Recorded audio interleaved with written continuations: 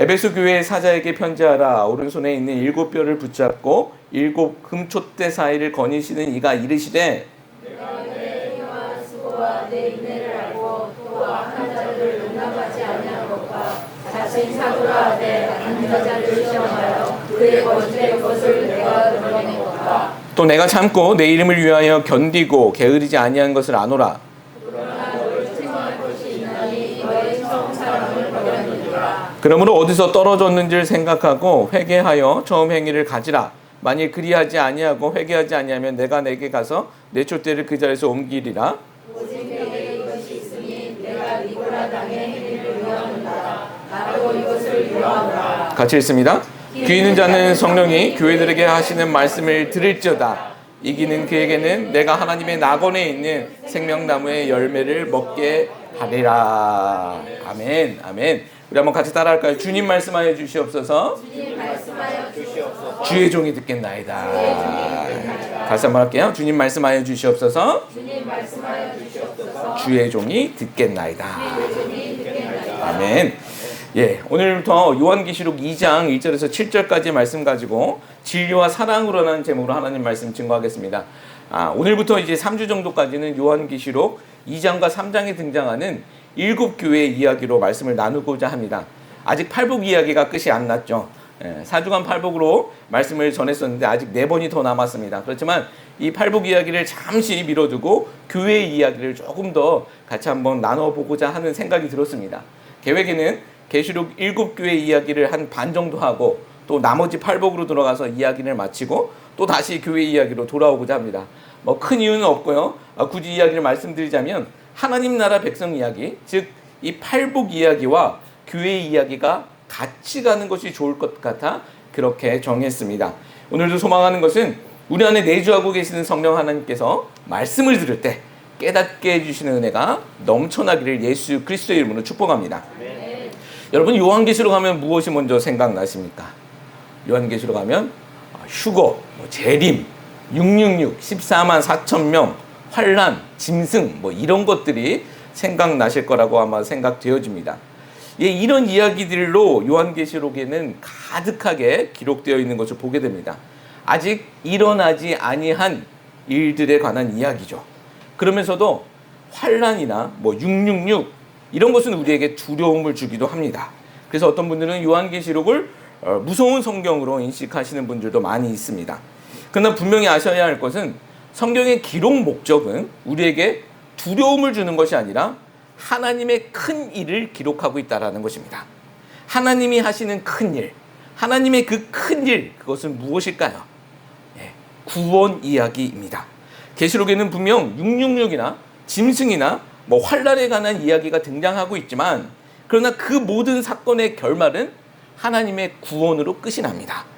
특별히 계시록 마지막 2장인 그 21장과 22장은 새로운 에덴, 신천신지 그리고 우리가 영원히 살게 될 하나님의 나라, 천국에 관한 이야기로 끝이 나는 것을 보게 됩니다. 그러기에 계시록은요 성경의 결말이고 그리고 그 결말은 이 세상의 마지막과 우리 인생의 마지막에 대한 소망 이야기로 끝이 납니다. 그래서 우리는 요한계시록에서 두려움이 아니라 소망을 볼 수 있어야 하는 것이고 또 오늘을 이기라고 응원하시는 그 하나님의 마음도 읽으셔야 한다는 것이죠. 정말 우리가 그럴 수 있기를 소망합니다. 요한계시록은요 크게 4가지 환상 덩어리로 진행이 되어집니다. 환상이라는 것은 분명하지 아니하는 부분들이 분명히 있겠죠. 그러기에 우리에겐 좀 어려울 수도 있습니다. 뭐 두 증인이 누구인지, 뭐 짐승이 무엇인지, 또 휴거가 언제 일어나는지, 환란의 때가 얼마만큼인지, 그 깊이가 어느 정도인지 사실 이런 해석은 조금 어렵습니다. 그러나 우리에게 분명한 것은요, 선명한 것을 먼저 해석하면 된다는 것입니다. 성경 읽기의 가장 기본적인 해석 방법이에요. 선명한 것을 먼저 해석하고 붙잡고 나가면 된다는 겁니다. 어렸을 때 한번 생각해 보십시오. 우리가 시험을 치를 때 모르는 문제가 나올 수 있어요. 모르는 문제가 나오면 어떻게 하는 것이 현명한 겁니까? 그거 그냥 지나치고 아는 건 먼저 푸는 것이 지혜로운 거죠. 아니 사실은 상식입니다. 그리고 시간 남으면 다시 돌아와서 어려운 문제 풀면 되는 거죠. 그렇죠? 꼭 공부 못하는 애들이 이 어려운 문제 붙들다가 시간 없었다고 울고 뭐 선생님이 시험 문제 잘못 냈다라고 트집 잡고 그렇습니다. 근데 여러분 성경도 똑같습니다. 쉬운 거, 선명한 거 먼저 붙잡고 나가면 된다는 거예요. 오늘부터 말씀을 나눌 7교회 이야기는요. 비교적 계시록에 등장하는 아주 선명한 이야기입니다. 4가지 환상 덩어리 중 첫 번째 환상이 1장에서 3장까지인데 이 중에 7교회 이야기가 등장하고 있습니다. 에베소 교회에서 시작되어 라우디게아 교회로 끝나는 이 7교회는 요한 사도가 계시록을 기록할 당시 소아시아에 실제로 있었던 교회들이었습니다. 여기서 소아시아라고 하는 것은 아시아 대륙이 아니라 지금의 터키 지역을 의미합니다. 당시 소아시아에는 많은 교회들이 있었지만 그 중에 이 7개의 교회만을 이야기하는 것은 이 7이라는 숫자의 상징성 때문입니다. 이 7이라는 숫자는 완전함이라는 뜻을 가지고 있습니다. 하나님께서는 6일간 천지를 창조하시고 7일째 안식하셨던 것처럼 7이라는 숫자는 하나님의 완전 숫자입니다. 따라서 7교회 이야기는 시대와 장소를 초월한 모든 교회의 이야기입니다. 시대와 장소를 초월한 모든 교회의 이야기.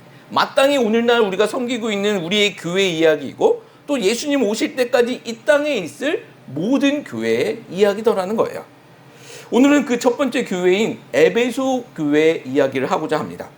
사도행전 19장, 20장 내용을 보면 사도 바울이 에베소 교회를 개척합니다. 보통 사도 바울은 한 지역에 오랫동안 머무르지 않는데 유독 이 에베소 교회에서만 2년 넘게 머물면서 말씀을 가르쳤었던 교회입니다. 기록에 보면 2년 동안 하루 5시간씩 말씀을 강론했다고 기록되어 있습니다. 또 이 에베소 교회에서는 우리가 알고 있는 아볼로라는 인물이 이 에베소 교회에 있었고 브르스길라와 아굴라라는 부부도 있었고 또 유명한 디모데가 이 담임을 했었던 교회입니다. 또한 요한계시록을 기록한 요한 사도 역시 에베소 교회에서 마지막 사역을 했었습니다. 지금으로 말하면 기라성 같은 목회자들이 있었던 교회이죠. 성경을 쓴 사도들이 가르쳤던 곳, 저자 직강의 교육이 이루어졌었던 교회입니다. 자, 그런 교회를 향해 성경은 이렇게 말씀하고 있는 것입니다. 7교회 이야기에는 패턴이 있는데요. 성경은 교회를 향한 칭찬을 먼저 합니다. 그리고 그 후에 잘못된 것을 책망하고 그리고 권면과 약속을 합니다. 모든 7교회에 등장하고 있는 패턴입니다. 우리가 오늘 먼저 살펴볼 것은 이 칭찬 부분입니다. 2절과 3절 말씀인데요. 우리 2절과 3절 그리고 한번 6절 말씀을 한번 같이 한번 읽어봤으면 좋겠습니다. 우리 2절과 3절 말씀 한번 읽어볼게요. 읽습니다. 시작. 내가 내 행위와 수고와 내 인내를 알고 또 악한 자들을 용납하지 아니한 것과 자칭 사도라 하되 아닌 자들을 시험하여 그의 거짓된 것을 내게 드러낸 것과 또 내가 참고 내 이름을 위하여 견디고 게으르지 아니한 것을 아노라. 아멘. 6절 말씀도 한번 볼게요. 6절 말씀. 내가 이것이 있으니 내가 니골라 당의 행위를 미워하는도다. 나도 이것을 미워하는다. 여기서 나는 예수님입니다. 지금 이 내용을 복잡하게 생각할 거 없습니다. 이 에베소 교회를 향한 칭찬의 핵심이 무엇인가를 찾아보길 원합니다. 크게 지금 3가지 내용에 대해서 칭찬을 받고 있는데요. 2절에는 등장하고 있는 악한 자들을 용납하지 아니한 것, 그리고 또 자칭 사도라 하는 자들을 시험하여 거짓을 밝혀낸 것에 대해서 칭찬하고 있고, 그리고 또 6절에서는 니골라 당의 행위를 미워한 것에 대해 칭찬을 하고 있는 것입니다. 악한 자, 자칭 사도, 거짓 사도가 있죠. 그리고 니골라 당을 그들이 거부했다라는 것입니다. 여기서 뭐 다른 건 좀 아시기 쉽겠지만 니골라 당이 좀 어렵죠. 이 2가지 의견이 있는데, 하나는 초대교회 7집사 중 한 명의 이름이 니골라입니다. 예수님의 12제자 중 가룟 유다가 사단에 넘어간 것처럼 집사 중 한 명인 니골라가 사탄에 넘어가 이단이 되었다라는 의견이 첫 번째 있고요. 두 번째 의견은 구약 민수기에 등장하는 거짓 선지자 발람을 따르고 있는 무리라는 것입니다. 이스라엘을 음란으로 유혹하게 했었던 그 발람의 가르침을 따르는 무리라는 거예요. 무엇이 되었든 간에 거짓을 전하고 있는 가짜들입니다. 악한 자들입니다. 이 3가지 내용, 악한 자를 용납하지 않고 자칭 사도의 거짓을 밝힌 것과 그리고 니골라 당을 미워하는 것, 결국 여러분 이 핵심은 무엇일까요? 이 핵심은 에베소 교회가 진리를 분별할 수 있었다라는 것입니다. 진리를 분별할 수 있었다는 거야. 가짜와 진짜를 구분해내고 가짜를 거부했다라는 것입니다. 가짜와 진짜를 구별해서 진짜를 선택했다라는 것이죠. 그리고 그 진리를 분별하는 데 있어서 그들은 수고와 인내를 했고 또 참고 견디었고 게으르지 아니했고 열심을 내었다라는 겁니다. 그리고 이것은 예수님의 이름을 위한 것이었다라고 성경은 기록하고 있습니다. 이것이 첫 에베소 교회, 첫 교회인 에베소 교회가 칭찬받은 내용입니다.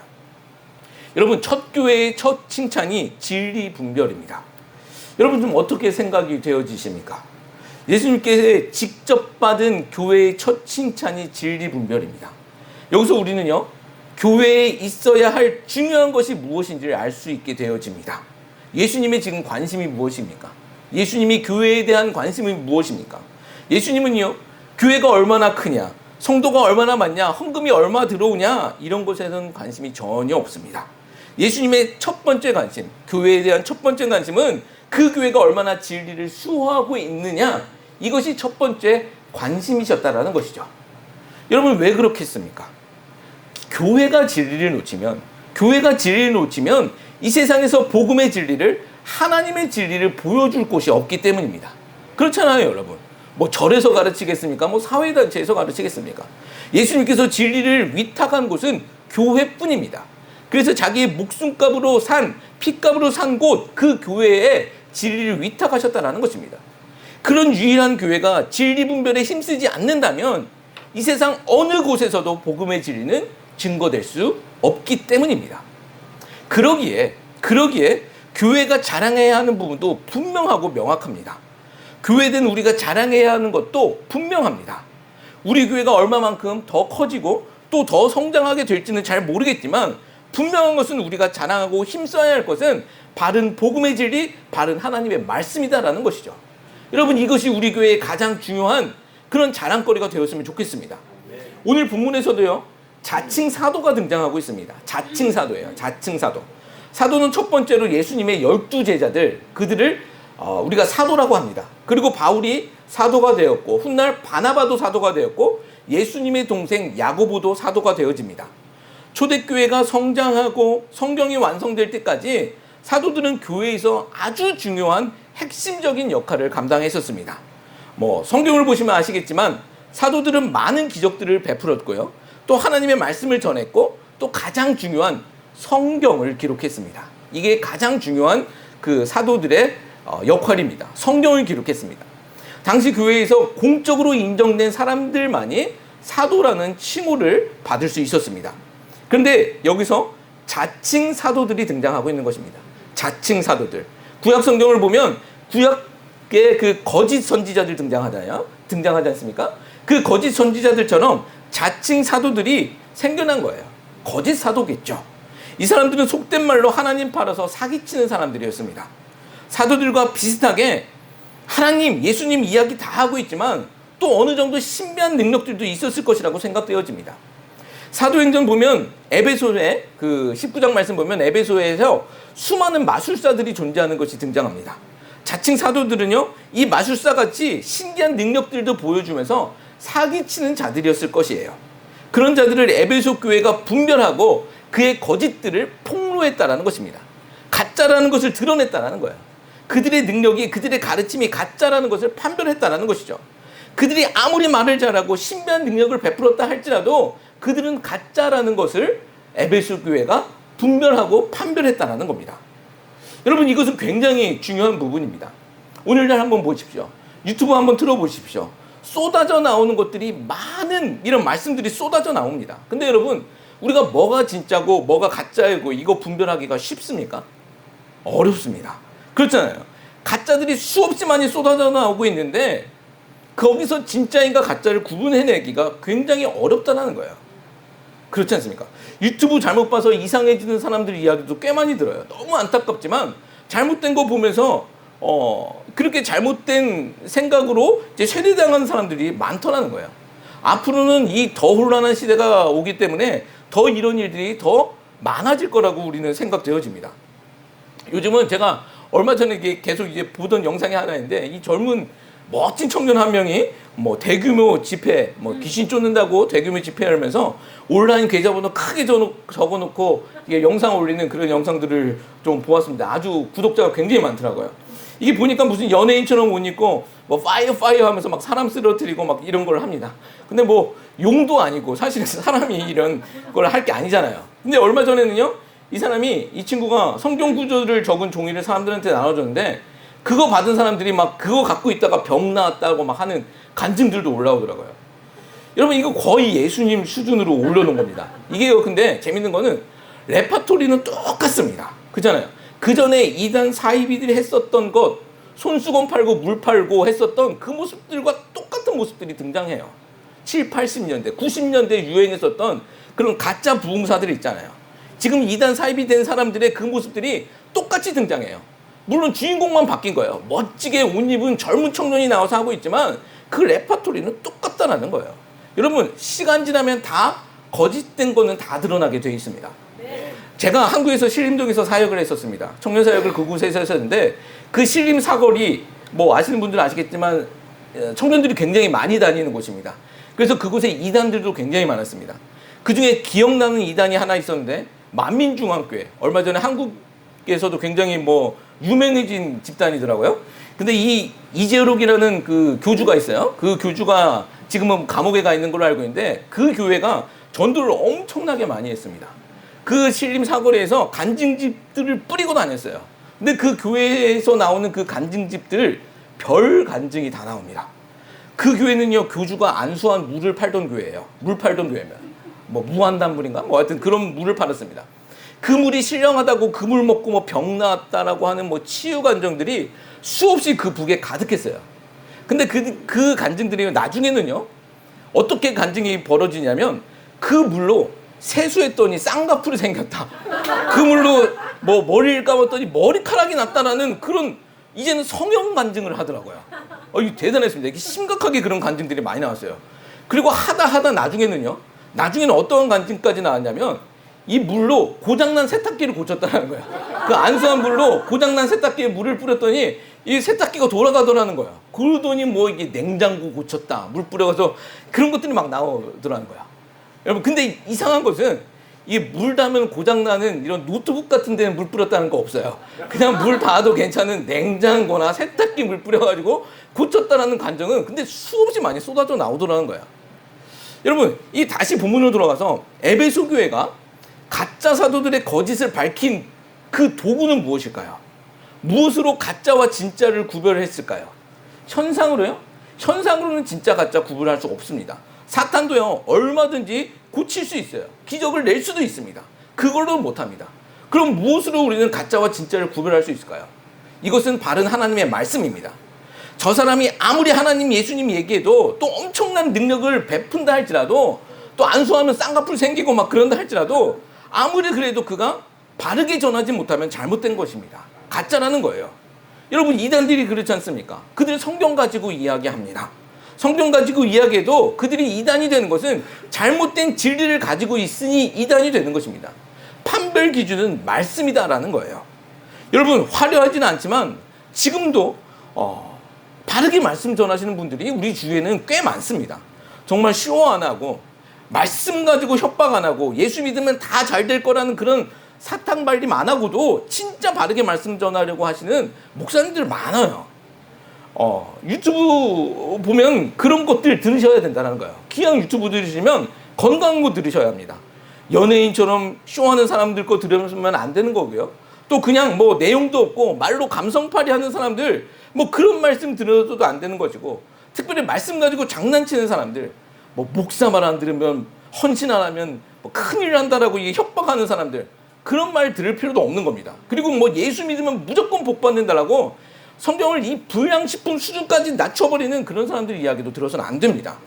건강한 목사님들의 말씀들이 있어요. 물어보시면 알려드릴게요. 이 가짜에 세뇌당하고 나면요, 나중에 청소해내기가 어렵습니다. 그래서 우리는 진짜를 들어야 하는 것이 현명하다는 것입니다. 여러분 정말 우리가 교회도 그런 교회 되었으면 좋겠습니다. 진리의 목숨 교는 교회 되었으면 좋겠습니다.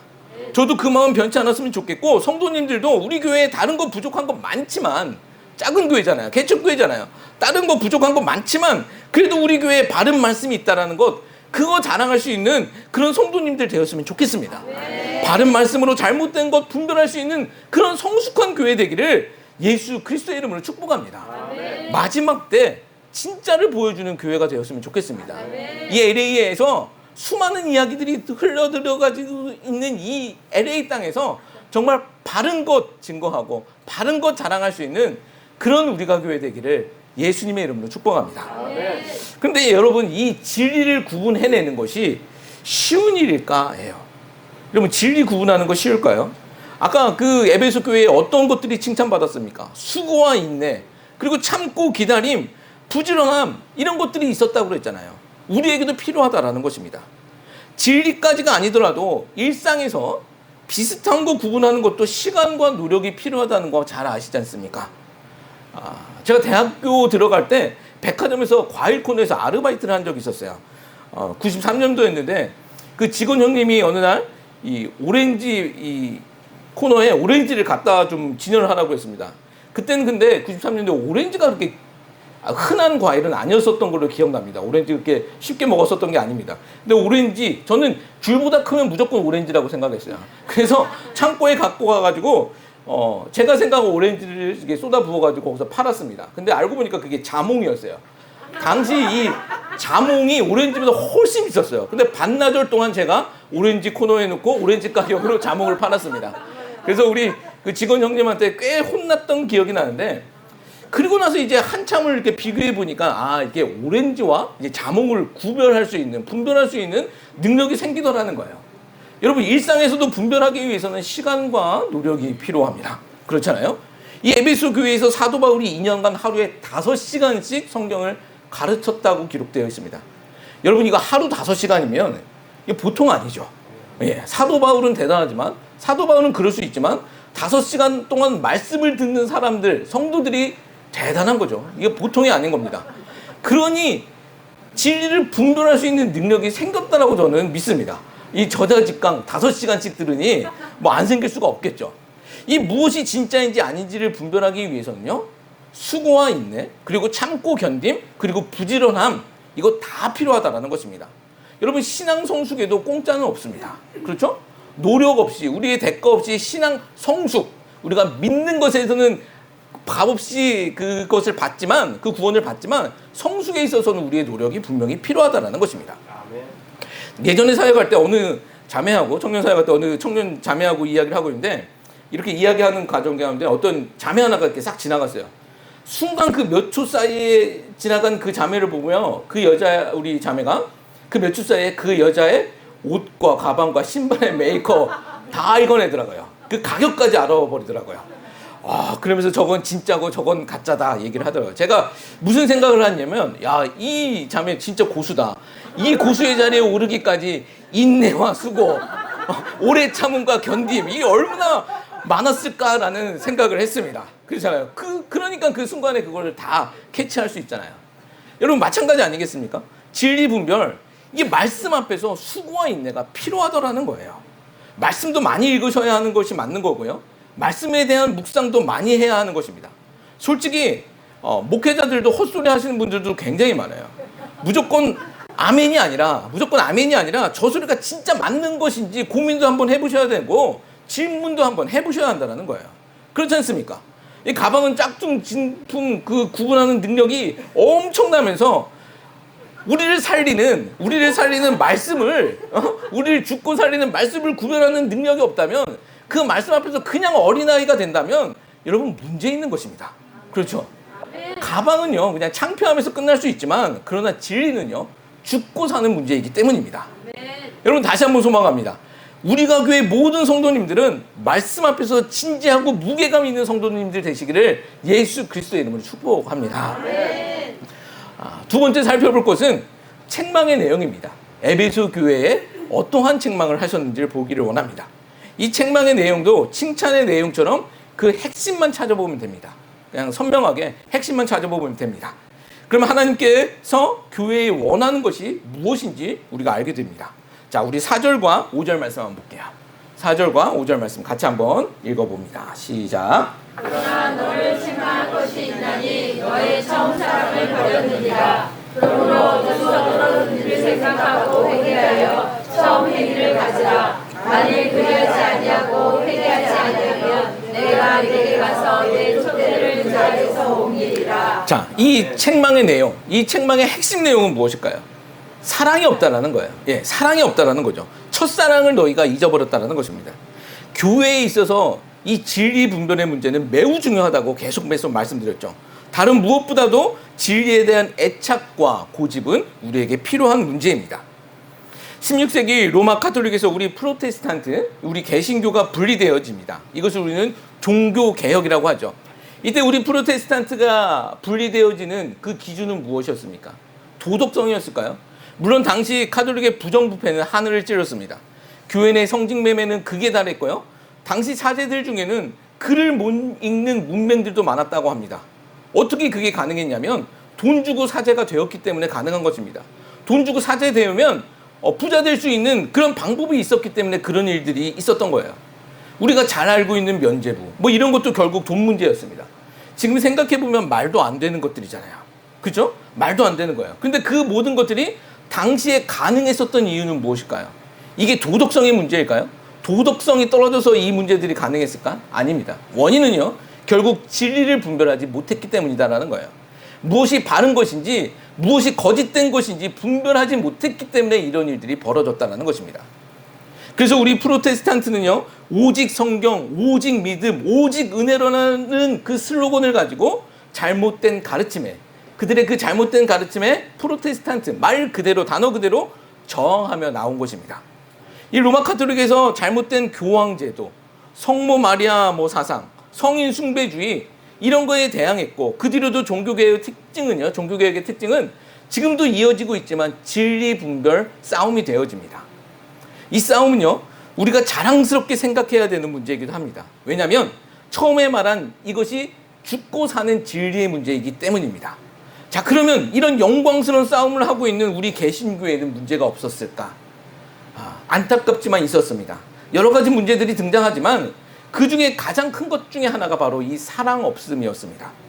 무엇이 진리냐, 무엇이 성경적이냐의 문제는 전투라는 치열함과 또 면도날 같은 정교함이 필요하게 되어 있습니다. 그렇겠죠?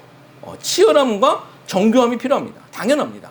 치열함과 정교함, 그리고 더불어 냉정함, 감정이 섞일 이유가 없어요. 냉정함도 필요합니다. 근데 이 치열함과 정교한 냉정함이 사랑을 잃게 하는 경우들이 종종 있었더라는 겁니다. 저는 한국에서 꽤 보수 신학을 전공했습니다. 소위 말하는 꼴통 보수 쪽이에요. 저는 신학에 있어서 이 꼴통 보수라는 소리를 듣는 것이 나쁘게 들리진 않습니다. 왜냐하면 그만큼 진지함과 무게감을 느끼고 있기 때문입니다. 근데 이 꼴통 보수 진영의 문제는요, 자기들끼리 너무 싸운다예요. 진짜 너무 싸웁니다. 다른 이견이 있을 때 그냥 진지한 토론에서 끝이 나는 것이 아니라 서로 정죄하는 모습까지도 쉽게 나와요. 원수되더라는 거예요. 그래서 분리주의자라는 그런 별명을 받기도 합니다. 연합이 안 된다는 거예요. 너 나하고 안 맞아? 그럼 내가 나갈래 하고 나가버린다는 거예요. 그럼 분리주의자의 성격들도 갖고 있어요. 여러분, 근데 이 에베소 교회에서도 마찬가지였었던 것 같습니다. 이 진리의 문제는 양보할 수도 없고 타협할 수도 없는 문제입니다. 그런데 거짓 사도나 이단들 말고도 같은 형제들끼리 이런 싸움들이 있었다라는 거예요. 의도적으로 거짓된 자들에게는요, 우리는 단호해야 합니다. 교회에 몰래 숨어 들어온 자들에게도 단호해야 합니다. 그러나 실수나 모르고 또는 오해 때문에 틀린 사람들이 있을 수 있어요. 그런 사람들에게는 진리를 가르치되 사랑으로 가르쳐야 된다는 거죠. 진리를 가르칠 때 사랑으로 가르쳐야 하는 것입니다. 예를 들어 어떤 부부가 있다고 한번 생각해 보십시오. 집에서 식사를 마치고 났는데 남편이 카톡으로 그 아내한테 이게 카톡을 보내는 겁니다. 오늘 국은 짰고 밥에는 콩이 없었고 국에는 양념이 덜 들어갔고 이렇게 보냈다고 생각하면서요. 이게 다 맞는 이야기일 수도 있어요. 근데 진짜 맛이 없을 수도 있고, 근데 그 남편이 이런 식으로 카톡을 보내면 여러분 그 관계가 유지되겠습니까? 이건 싸우자는 얘기예요. 그렇죠? 싸우자는 거잖아요. 하루아침에 원수되는 문제라는 겁니다. 그렇게 될 수밖에 없다라는 겁니다. 지금 에베소 교회가 그랬던 겁니다. 진리 분별에는 칭찬을 받았는데 사랑이 잊혀졌다라는 거예요. 성경은요, 첫사랑을 버렸다라고 기록하고 있습니다. 처음에는 사랑으로 서로를 권면했을 거예요. 그런데 하나님 사랑하듯, 그렇게 하나님 사랑하듯 이웃을 사랑하면서 무엇이 진리인지, 어떻게 믿어야 하고 어떻게 신앙생활을 해야 하는지 서로 세우고 도우면서 사랑으로 견면했을 것입니다. 그러다 그 사랑을 조금씩 잊게 되었다는 거죠. 여러분 한번 잘 생각해 보십시오. 이게 사람한테만 사랑을 잊어서 그런 모습들이 등장했을까요? 저는 그렇게 생각하지 않습니다. 하나님 사랑도 잊게 되었다는 것입니다. 처음에는 사랑 때문에 그 열심을 내다가 결국 이 열심이 모든 것을 다 잡아먹었다는 겁니다. 우리가 교회에서도 종종 보게 되는 일들이 있는데 서로 교회 일을 열심히 하다가 갈등이 생기는 경우들이 있어요. 사실 별것도 아닌 문제들인데 심각하게 갈등이 이제 폭발하는 경우들도 있어요. 사실 열심히 하니까 갈등도 생기고 충돌도 생기는 겁니다. 그렇죠? 열심히 안 하면 우리끼리 싸울 일도 없어요. 근데 지혜로운 것은요, 그런 갈등이 생기면 모든 일을 잠시 멈춰야 된다는 것입니다. 좀 늦어도 괜찮습니다. 잠시 멈추고 내가 왜 이 일을 하고 있는지, 우리가 왜 이 일을 하고 있는지 생각해야 된다는 것입니다. 우리가 우리 개인 만족을 위해서 우리가 교회 일을 하는 거 아니잖아요. 하나님 사랑 때문에 하는 겁니다. 그렇죠? 하나님의 그 크신 사랑, 아까 찬양의 그 고백처럼 그 크신 사랑은 하늘을 두루마리 삼고 바다를 먹물 삼아도 다 쓸 수 없는 그 큰 사랑이잖아요. 그 큰 사랑 때문에 한다라는 것, 그것을 기억해야 된다는 것입니다. 하나님의 사랑이 너무나도 커서 우리는 헌신도 하고 또 하나님 앞에 일도 하는 것입니다. 그 사랑을 다시 한번 생각해 보면 사실 이 갈등의 문제도 쉽게 풀리게 된다는 거예요. 여러분, 우리 문제 해결에는요, 사랑이 답일 때가 굉장히 많다는 것입니다. 여러분 잊지 마시기 바랍니다. 교회는요, 동전의 양면과 같이 진리와 사랑이 같이 가야 하는 것입니다. 하나는 붙잡고 하나 놓치면 안 된다는 거예요. 여러분, 우리도 마찬가지입니다. 우리가 이 땅에서 성도로 살아갈 때 진리를 분별하는 단호함을 가지되 형제들에게는 하나님 사랑하듯 사랑의 마음을 가져야 하는 것입니다. 어떤 분들은 그런 말씀들을 하시는 분들을 많이 봐요. 이 교회는 사랑이 없다. 저도 이제 여러 교회에서 사역을 했는데 그 교회에 있을 때마다 많은 분들이 그런 얘기합니다. 우리 교회는 사랑이 없다. 사랑이 없다. 그런 말 아마 여러분들도 많이 들으셨을 거예요. 여러분, 이 문제를 어떻게 해결할 수 있을까요? 이 문제를 어떻게 해결할 수 있을까요? 이 해결하는 방법은요, 내가 먼저 사랑하는 방법밖에 없습니다. 그렇죠? 사랑이 없다 외치는 게 아니라 내가 먼저 사랑할 수밖에 없습니다. 먼저 사랑해야 사랑의 문제는 해결되어지더라는 거예요. 우리 교회가 그렇게 사랑도 넘치는 그런 귀한 교회 되었으면 좋겠습니다. 내가 먼저 사랑할 수 있는 교회, 그렇게 성숙한 우리 성도님들 되시기를 예수님의 이름으로 축복합니다. 말씀을 정리하겠습니다. 오늘 말씀의 제목은 진리와 사랑으로입니다. 에베소 교회는요, 칭찬과 책망을 받았습니다. 칭찬은요, 진리를 분별함이었고 책망은 사랑 없음이었습니다. 여러분, 이것으로 우리는 무엇을 알 수 있을까요? 교회에 필요한 것은, 하나님의 관심은 진리와 사랑이다라는 것입니다. 그래서 혼도 내고 칭찬도 하시는 것입니다. 진리는요, 공의라는 단어로 바꿔볼 수도 있을 것 같아요. 공의와 사랑, 공의와 사랑. 우리는 이 공의와 사랑이 별개 같아 보이지만 교회와 우리 성도에게는 있어야 한다는 거죠. 근데 여러분, 이것도 있는 것이 쉬운 건 아니에요. 공의와 사랑, 어떻게 가능하겠습니까? 사랑을 훼손하지 아니하고 우리는 공의를 실현해야 되고, 또 공의를 흠이하게 하지 아니하고 우리는 사랑을 베풀어야 하는데 우리 힘으로는 어려운 것 같아요. 그렇죠? 근데 이 공의와 사랑이 만나는 지점이 있어요. 그 지점, 그 장소가 어디였을까요? 바로 예수님의 십자가였다는 것입니다. 예수님 십자가에서 그 완전한 공의와 완전한 사랑을 다 베푸셨다는 것입니다. 결국요, 이 공의와 사랑의 문제는 우리와 우리 교회의 이 공의와 사랑의 문제를 해결할 수 있는 방법은 예수의 십자가밖에 없다는 것입니다. 여러분, 오늘도 그 십자가 묵상하며 예수님의 공의와 사랑, 우리도 증거하며 나갈 수 있는 주의 거룩한 백성들 되었으면 좋겠습니다. 마지막 때에 우리 교회를 이 LA 땅에 세워주셨는지 믿습니다. 우리가 다른 거 자랑하지 말고 우리 안에 바른 하나님의 말씀이 있다라는 거 자랑했으면 좋겠고, 또 사랑으로 우리의 모든 것들을 증거하며 나타낼 수 있는 귀한 성도님들 되시기를, 우리가 교회 되기를 예수 그리스도의 이름으로 축복합니다. 아멘. 우리 찬양을 하나 할 텐데요. 예수 하나님의 공의, 주독생자 그의 나라라는 찬양입니다. 하나님께서는 예수님 보내주셔서 그 공의와 사랑을 십자가에서 다 이루십니다. 우리 그 십자가의 사랑을, 또 십자가에서 베푸신 그 공의를 생각하며 이 찬양 하나님께 올려드리도록 하겠습니다.